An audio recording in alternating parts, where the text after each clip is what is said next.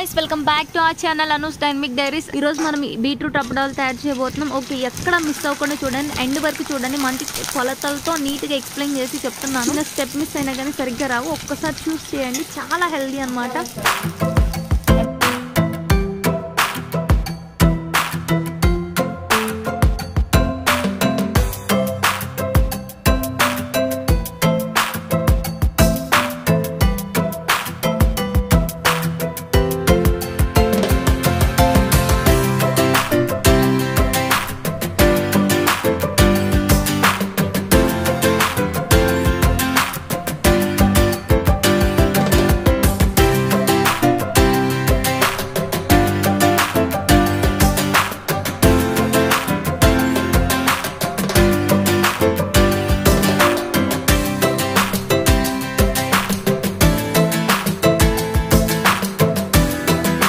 Guys, welcome back to our channel Anu's Dynamic Diaries. ఈ రోజు మనం బియ్యపు అప్పడాలు చేయబోతున్నాం.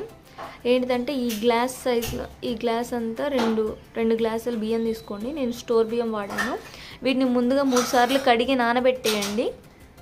నైట్ అంతా 8 అవర్స్ పాటు నానబెట్టేయండి. మీరు ఏ గ్లాస్తో అయితే బియ్యం తీసుకున్నారో సేమ్ అదే గ్లాస్తో ఒక గ్లాస్కి 5 గ్లాసులు వాటర్ తీసుకోవాలి.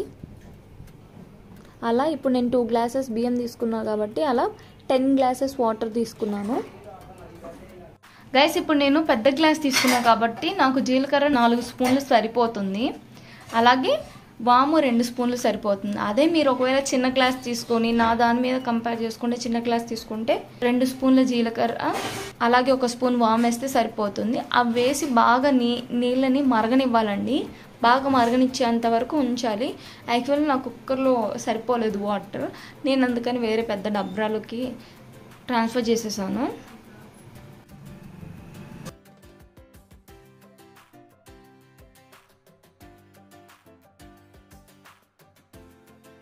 బాగా నీటిని మరగనివ్వండి. గైస్, ఒక 8 పచ్చిమిరకాయలు సరిపోతాయి. మామూలుగా ఎక్కువైనా వేసుకోవచ్చు, కాకపోతే చిన్నపిల్లలు కూడా తినాలి కదా, సో కొంచెం చూసి వేసుకోండి ఘాటు కూడా. గైస్, ఈ సైజు అల్లం ముక్కను తీసుకోండి. దీన్ని సన్నగా కట్ చేయండి. ఇప్పుడు దీన్ని మనం కచ్చాపచ్చగా గ్రైండ్ చేద్దాం.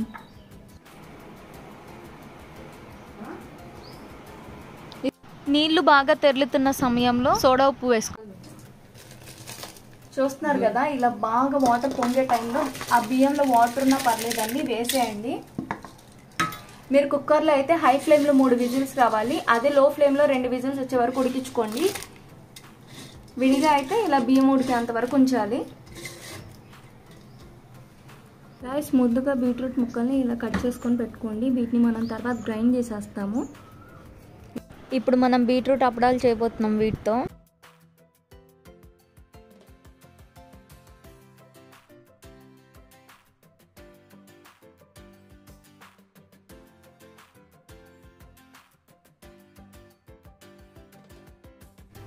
చూసారు కదా, నీళ్లు మరీ ఎక్కువ కాలేదు, అలాగే తక్కువ కూడా కాలేదు, సరిపోతాయండి. ఇప్పుడు మనం కొంచెం స్పైసెస్ అవి ఉన్నాయి కదా, మనం ఇందాక కచ్చాపచ్చగా గ్రైండ్ చేసుకున్నవి,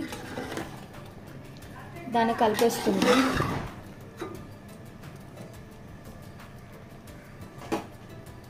గైస్, ఈ పేస్ట్లో పచ్చిమిరకాయలు, అల్లం, కొత్తిమీర కట్ చేసినవి అలాగే గ్రైండ్ చేసేసుకున్న పేస్ట్ అన్నమాట ఇది. ఈ పేస్ట్ని మనం దాంట్లో యాడ్ చేయబోతున్నాం. ఇప్పుడు ఆ పేస్ట్ వేసుకోండి. వేసుకొని బాగా కలుపుకోండి, మొత్తం అన్నిటికీ పట్టేలాగా. కలుపుకున్న తర్వాత అలా 6 నుంచి 7 నిమిషాల పాటు ఉడికించుకోవాలి బాగా. మనం ఇందాక బీట్రూట్ని కట్ చేసేసుకున్నాం కదా, దాన్ని గ్రైండ్ చేసేసుకొని పేస్ట్ చేసాము. గైస్, బీట్రూట్ యాడ్ చేసేసుకోండి.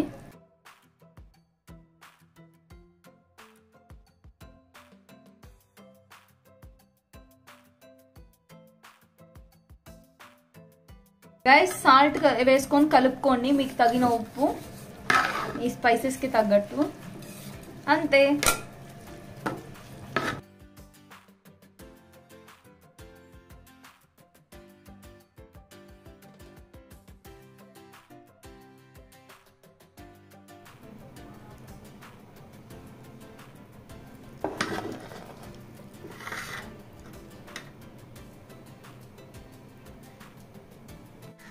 ఇలా పాలిథిన్ పేపర్స్లో ఆయిల్ అనేది అప్లై చేసుకోవాలి.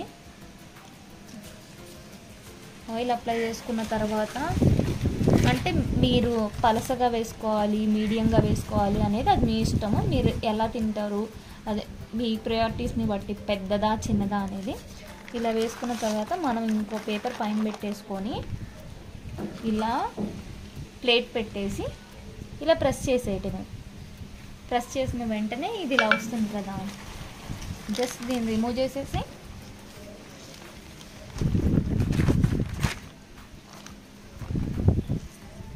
ఇలా చేయటమే. వేసింది ఇలా ఇలా దీని ఒకసారి ఇలా అనగానే వచ్చేస్తుంది. సింపుల్. ఇది ఇలా పెట్టి ఇలా ప్రెస్ చేయటం. సేమ్ సింపుల్ టెక్నిక్ అండి. మనం ఒకసారి చేసేస్తే వచ్చేస్తాం ఆటోమేటిక్గా. ఇది ఎంత థిక్నెస్లో కావాలి, మందంగా కావాలంటే మందంగా, పల్చగా కావాలంటే పల్చగా, పెద్దగా కావాలంటే కొంచెం ఇంకా బాగా ప్రెస్ చేయాలండి. మందంగా కావాలంటే కొంచెం పిండి ఎక్కువ పెట్టుకోవాలి. చూసారా గైస్, చూసారా బీట్రూట్ అబ్బడాలు ఎంత బాగా వచ్చాయో, కరకరలు ఆడిపోతున్నాయి. సౌండ్స్ ఎలా వస్తున్నాయి చూడండి.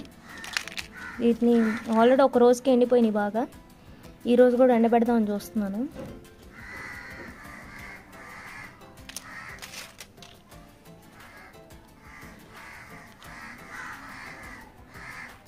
గైస్, మీ దగ్గర పాలిథిన్ కవర్ లేకపోతే కాటన్ శారీ మీదైనా అప్పడాలు ఎండబెట్టచ్చు. కానీ సిల్క్ శారీ మాత్రం ప్రిఫర్ చేయొద్దు, ఎందుకంటే అది తీయటానికి కష్టంగా ఉంటుంది. అలాగే మీరు కాటన్ శారీ మీద తీసేటప్పుడు వెనక నీళ్లు చల్లేసి దాన్ని రిమూవ్ చేస్తే వచ్చేస్తుంది. గైస్, మీకు ఈ వీడియో నచ్చినట్లయితే please do like, share and subscribe guys.